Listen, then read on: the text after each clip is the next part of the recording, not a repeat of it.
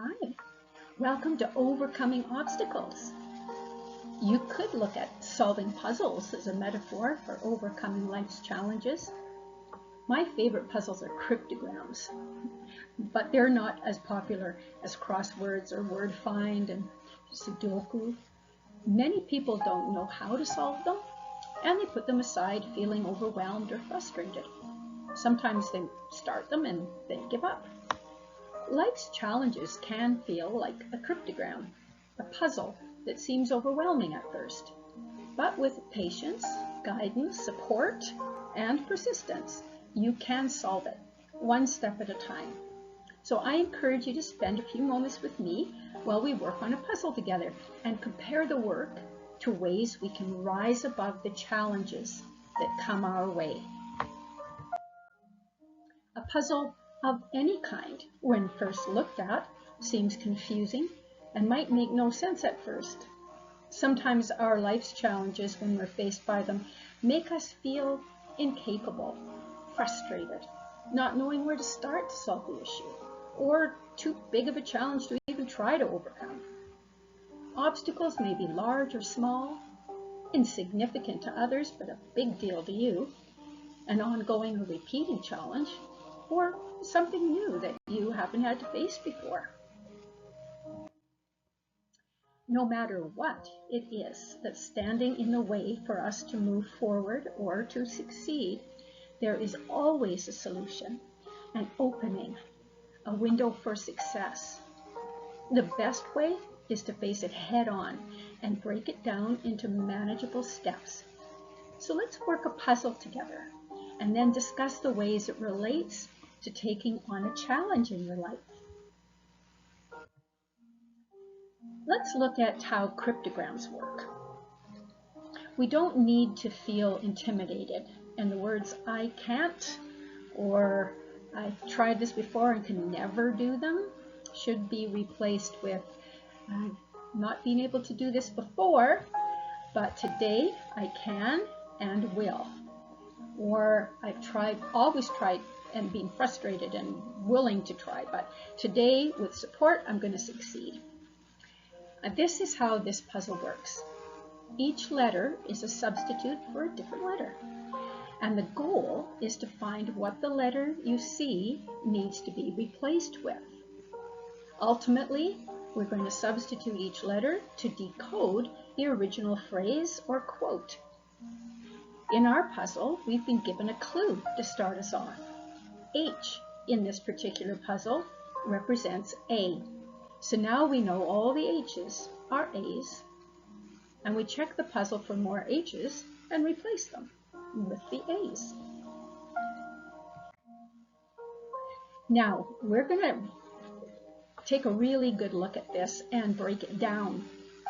Is there anything that we see in the pattern to help us resolve this? For example, the most common letter in the English language is E.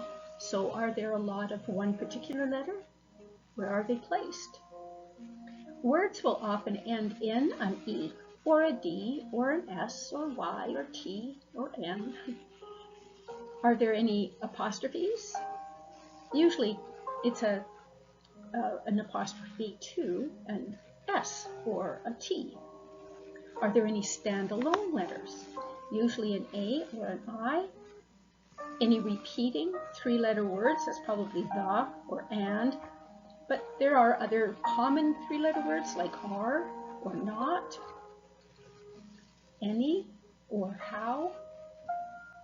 Any letters that you only see one of?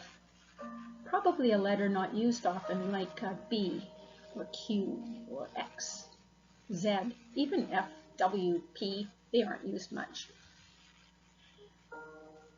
Any double letters, because they're usually T's or L's, S's or E's.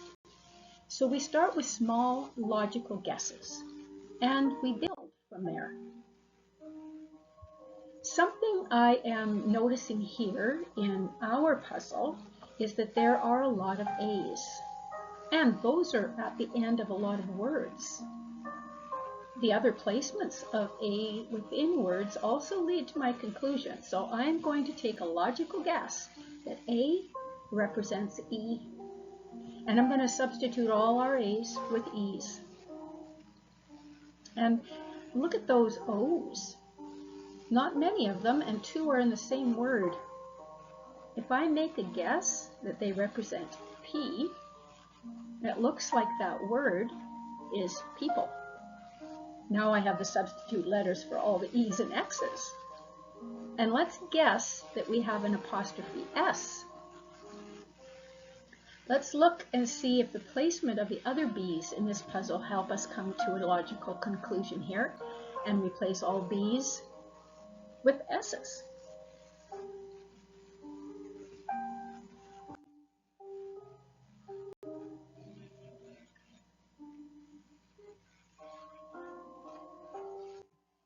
Now, we're on a roll.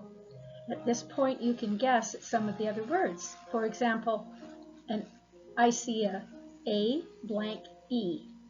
So our first 3-letter word is probably R, A-R-E. So now we can substitute all the Q's that we see with the R's. So I want you to pause this video if you want and finish the puzzle yourself. Or do it along with me if you'd like.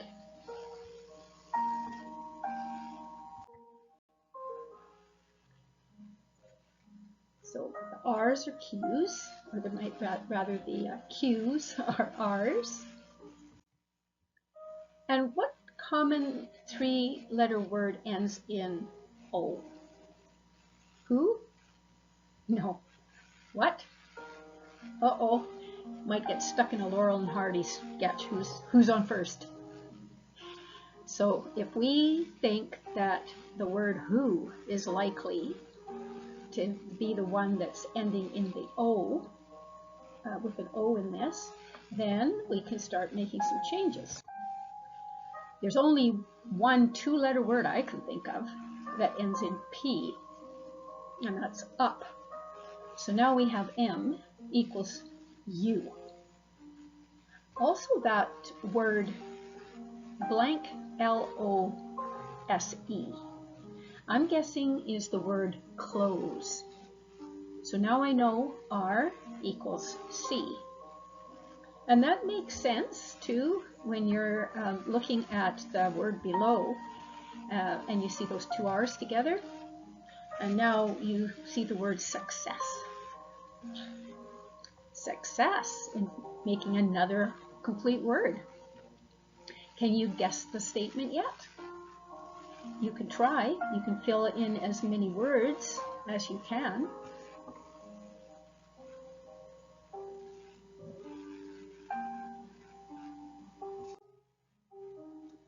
Our word who led us to the H's. We've got all those filled in. W-H-E ends in N for when. So now we know that word as well, and we can fill in all the N's. I can make out most of the words, I think. So we'll start filling in as we decipher. Let's fill in the T's.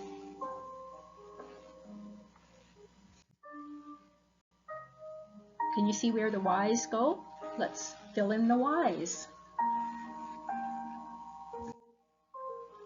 I can see a few words where I can see I would fit. So let's put an I in those places. F's. D's. I can see where there might be a G and a V that we can add. And great job, you did it. And what an appropriate quote here from Thomas Edison.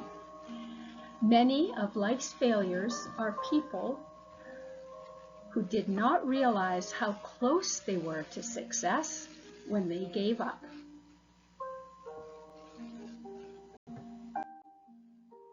Persistence, creativity, reflection, all help in both puzzles and real life.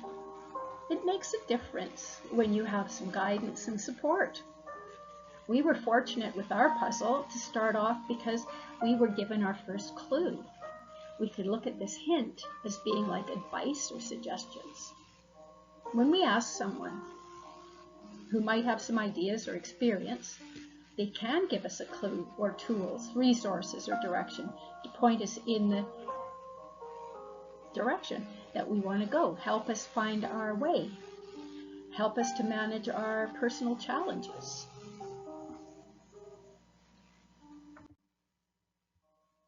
We didn't let fear or frustration stop us. We broke our problem up into small pieces and eventually put it all together. We did this puzzle together to start, and then when you felt confidence, you may have completed it on your own. It is amazing what we can do when we ask for help, seek help, or accept it when it's offered. You do not have to overcome life's challenges on your own. We are social beings, and we survive and thrive when we support each other. I rarely use the word try because there is no action to it. I do my best to use the word practice instead. When you practice, you are actually doing something, some kind of action, some kind of activity, and as you practice, you get better and more confident, experienced. Whether learning a skill or doing a puzzle or overcoming a significant challenge in your life, the key is to start small. Focus on what you know. Take it one step at a time, and don't be afraid to make mistakes. Each attempt brings you closer to the solution.